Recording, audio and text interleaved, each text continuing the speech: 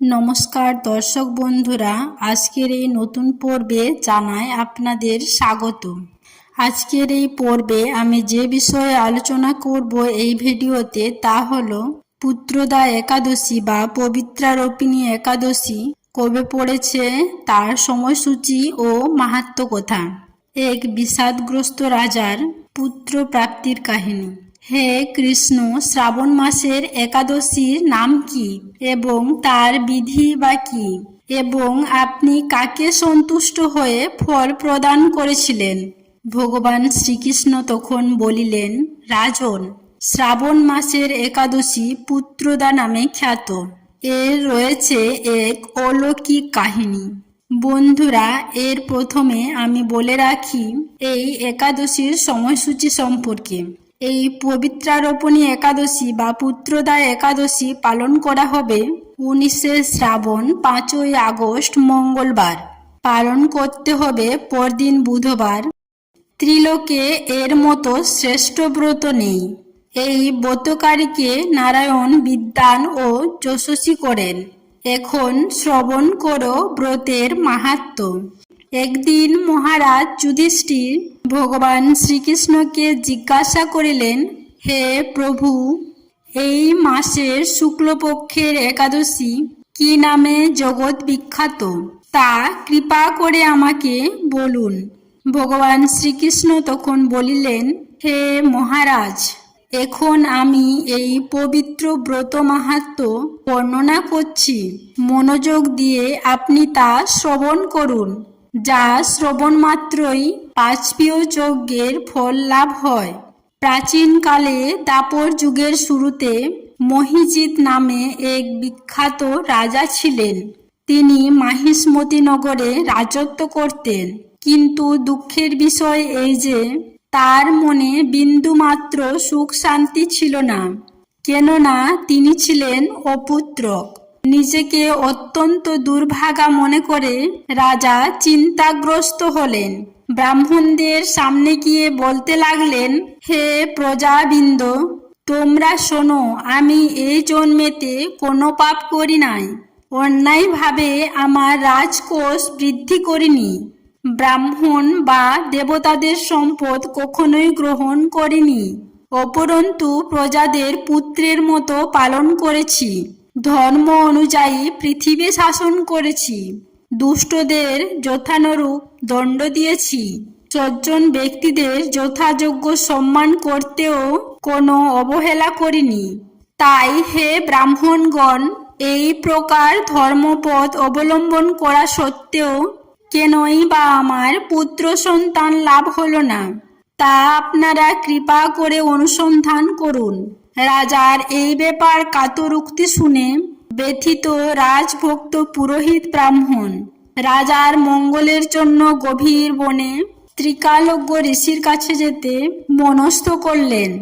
বনের মধ্যে ঋষিদের আশ্রম দেখতে দেখতে তারা এক মুনির সন্ধান পেলেন। তিনি দীর্ঘায়ু, নিরোগ, নিরাহারে ঘোর তপস্যায় মগ্ন ছিলেন। সর্বশাস্ত্র বিশারদ, ধর্মতত্ত্ব ও ত্রিকালজ্ঞ সেই মহামুনি লোমশ নামে পরিচিত। ব্রহ্মার এক কল্প অতিবাহিত হলে মুনিবরের গায়ের একটি লোম পরিত্যক্ত হতো।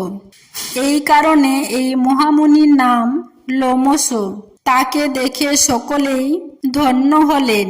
তারা পরস্পর বলতে লাগলেন যে আমাদের বহু জন্মের সৌভাগ্যের ফলে আজ আমরা এই মণিবরের সাক্ষাৎ লাভ করলাম।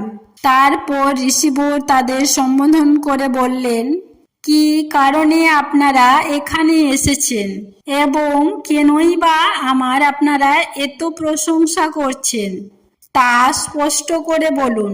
আপনাদের যাতে মঙ্গল হয় আমি নিশ্চয়ই তা চেষ্টা করব।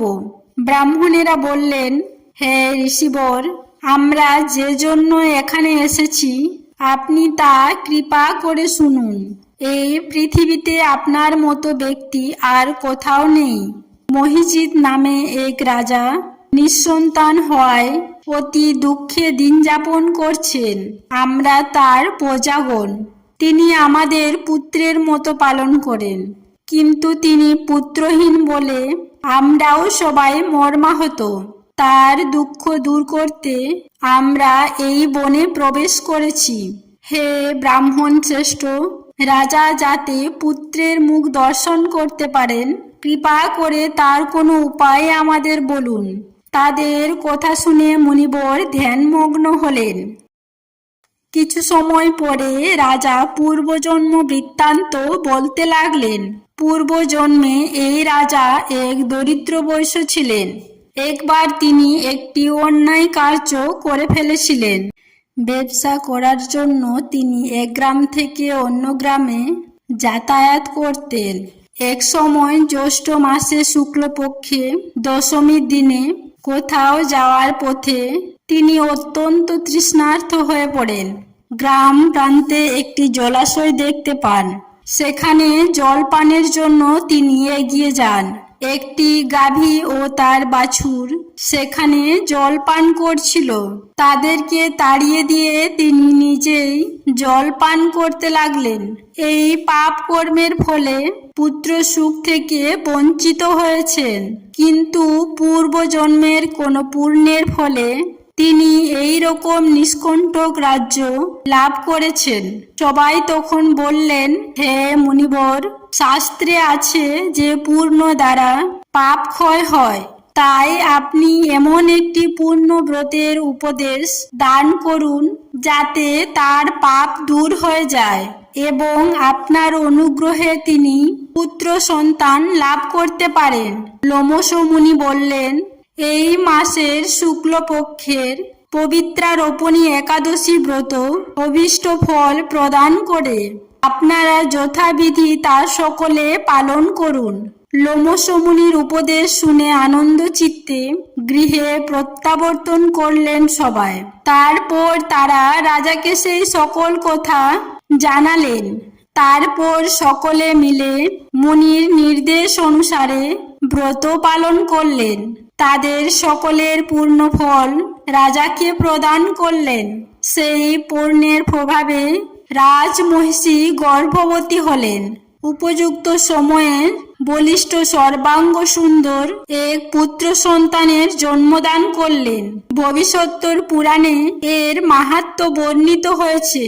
এই ব্রত মাহাত্ম্য তিনি পাঠ বা শ্রবণ করলে তিনি সমস্ত পাপ থেকে মুক্ত হবেন এবং পুত্র সুখ ভোগ করে অবশেষে দিব্যধাম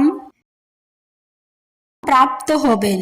যারা ঈশ্বরের চিন্তা ভাবনা নিয়ে ইহলোক এবং পরলোকে আনন্দ পেতে চান, তারা এই ব্রত শাস্ত্র অনুসারে এবং একনিষ্ঠ ও ভক্তিভাবে পালন করবেন।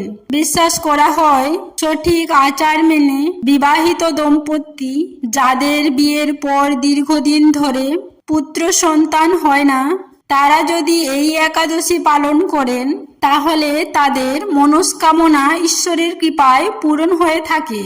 এই একাদশীর ব্রত কথা শ্রবণ করেও মহাপুণ্য ফল লাভ করা যায়। আশা করছি দর্শক বন্ধুরা, এই একাদশীর ব্রত কথাটি আপনাদের ভালো লেগেছে।